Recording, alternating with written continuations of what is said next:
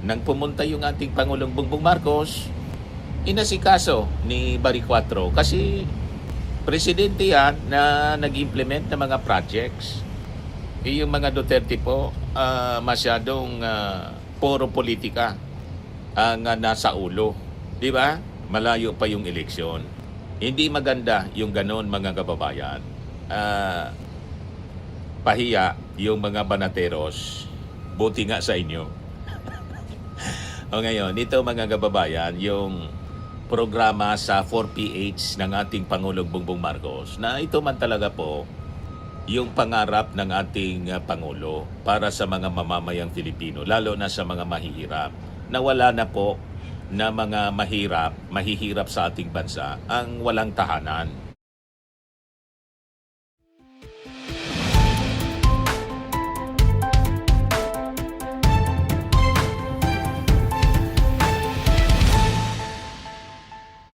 Hello po mga kababayan, si Dante Maravillas.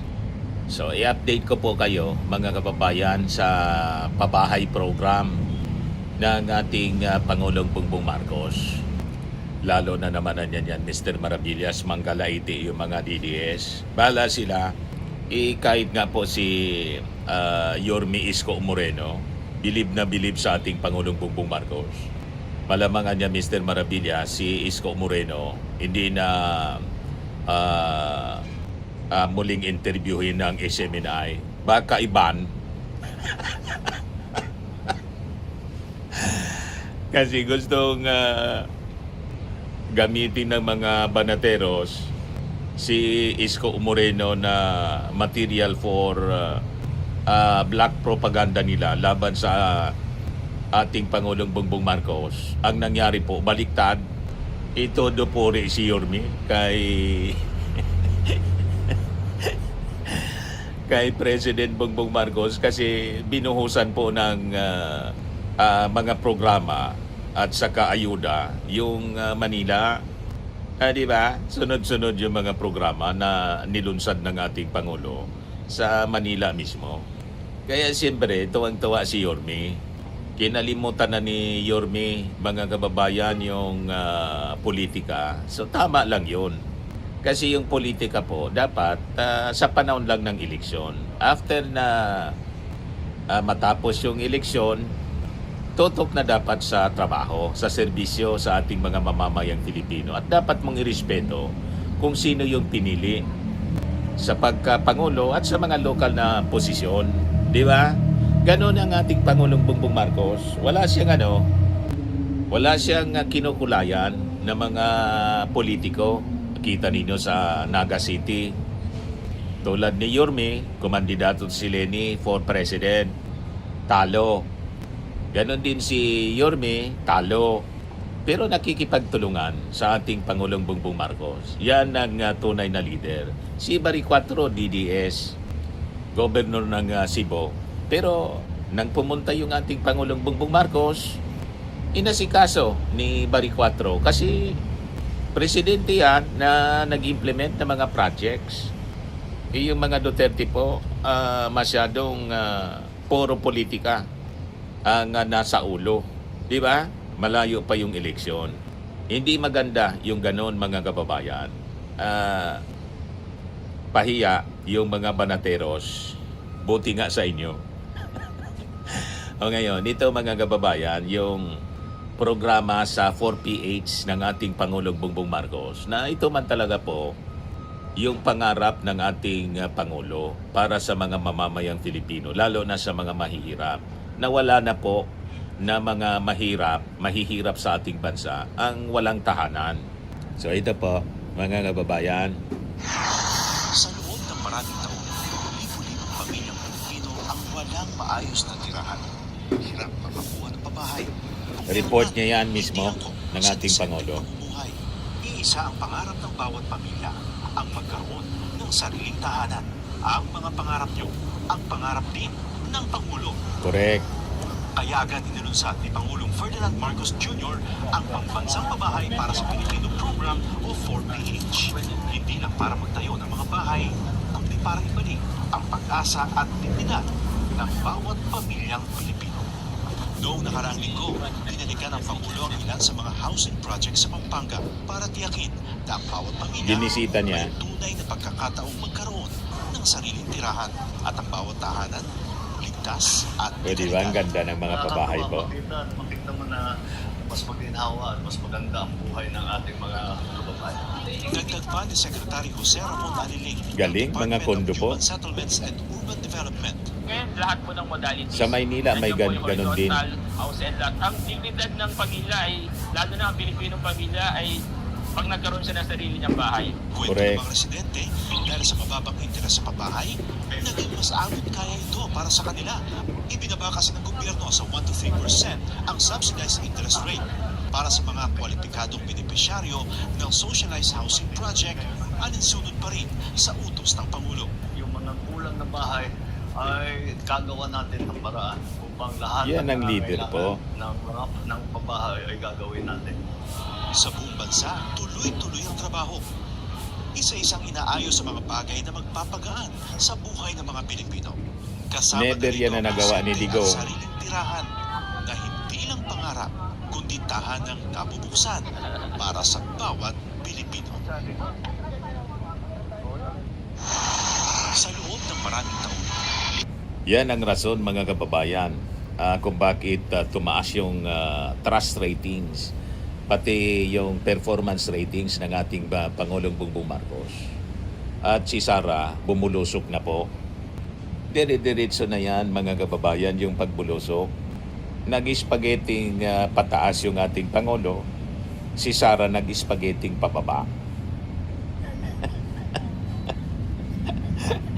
Spaghetting pataas, spaghetting pababa.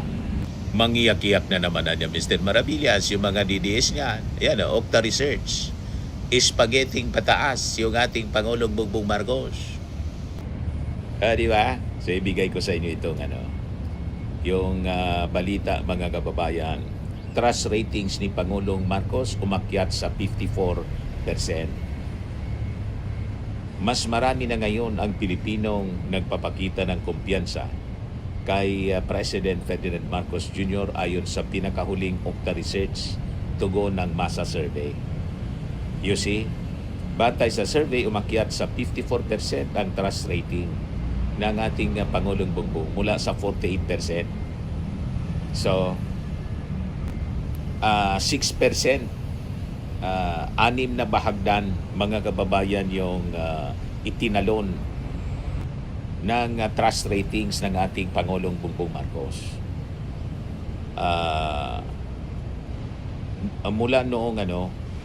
Mula sa 48% noong huling bahagi ng 2025.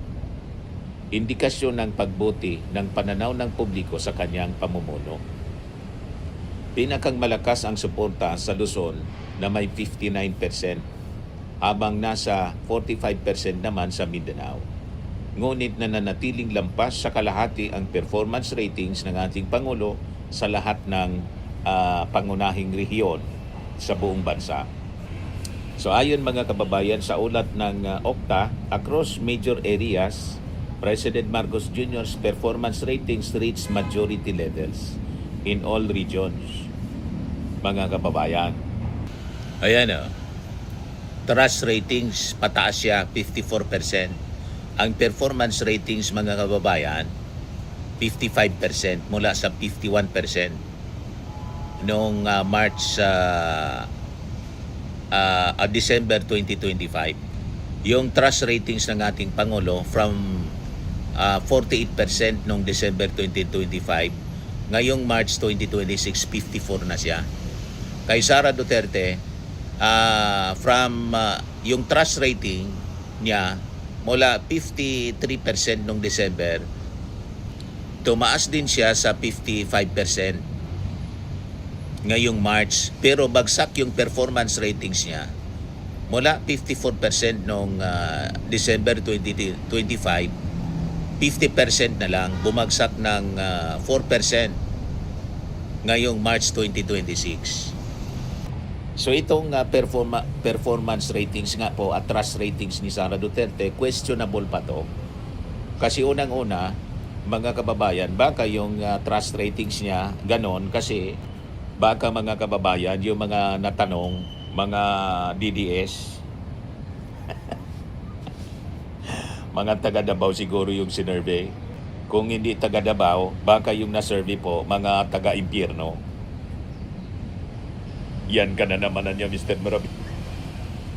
Yung performance ratings, lalo na pong questionable kasi hindi man po nagtatrabaho si Sara. Ang trabaho ni Sara, manira. Baka yun ang tanong. Gayon pa man, yung kanyang performance sa paninira, mga kababayan, bagsak.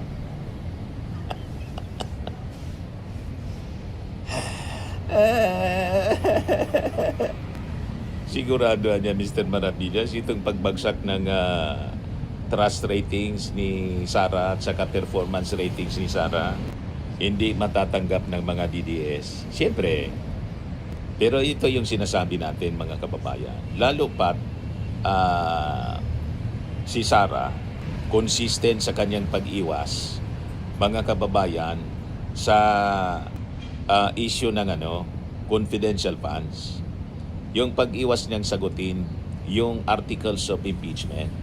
I tell you, mga kababayan, hanggat hindi niya nalilinis yung kanyang pangalan, tuloy-tuloy itong bubulusog po. At yung pangarap ng mga DDS na maging pangulo po, magiging bangungot ito sa kanila. Kasi based sa survey ngayon, yung lamang ni Sara, siya pa man lang po ang nag-declare na tatakbo. The rest ng mga potential presidential candidates, hindi pa man po nagdi-declare na tatakbo sila tulad ni Leni Robredo. Hindi pa man po nagsasalita. In fact, malayo sa isip ni Leni Robredo ang bumalik sa national position. Ang gusto ni Leni, doon na lang siya sa Naga City. Pero based sa mga surveys ngayon, mga kababayan, yung gap ng lamang ni Sara Duterte kay Leni Robredo, palapit ng palapit po. 2 years away pa po ang presidential election. At pag natuloy yung trial kay Sara Duterte, malamang mag-negative yung trust ratings ni Sara Duterte sa survey. Iyakan na niyan, Mr. Maravillas, yung mga DDS. Iyakan sila kasi yung kanilang pangarap ay magiging masamang bangungot para sa kanila. Kaya nagre-ready na ang mga Duterte ng replacement. Kasi sa lakas ng ebidensya laban kay Sara Duterte, hindi niya kayang sagutin po. Lalo yung testimony ngayon, affidavit po ni Ramil Madriaga. Matindi yun. Taranta sila ngayon, mga kababayan. Kaya nire-ready na si Baste. Si Baste man, malabo yun, mga kababayan. At baka matulad din yun kay Sara. Pinapaimbestiga na, mga kababayan, yung pagbabanta din. Mga kababayan ni Baste sa ating Pangulo na ang gusto niya daw, ulo lang ng ating Pangulo. Ayun. Pinapaimbestiga na ng Palasyo Malacanang sa NBI. Yan kasi, puro kayabangan kasi ang lumalabas sa bibig. O, di ba, mga kababayan? O, yan man lang yung ating short video ngayon. Ako po si Dante Maravillas. Bye-bye po. God bless.